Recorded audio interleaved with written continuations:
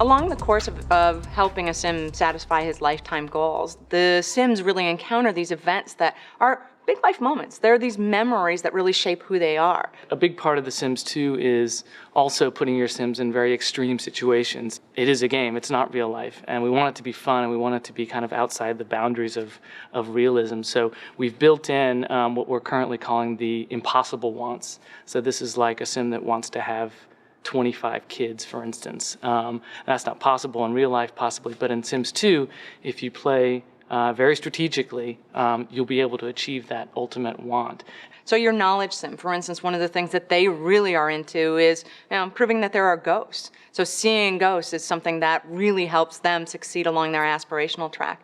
Cheating death would be another one for that knowledge sim. And these kind of events that happen are treated with a cinematic and really brought up in terms of the gameplay. I think a player who's paying close attention to the game is going to see that the sim talks about the thing that's happened, and they'll pass that information around. They'll spread the news of what's happened with one sim throughout the neighborhood, and this can create all sorts of crazy conflict and chaos in a sim's life.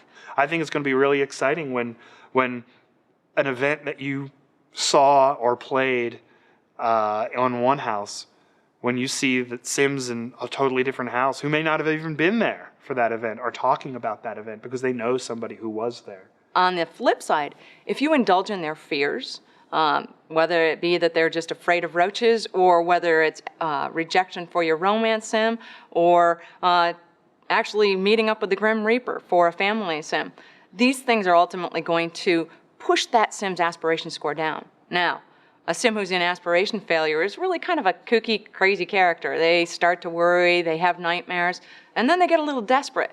And when your sims get desperate, they have some very strange behavior that you're going to witness and see in the game.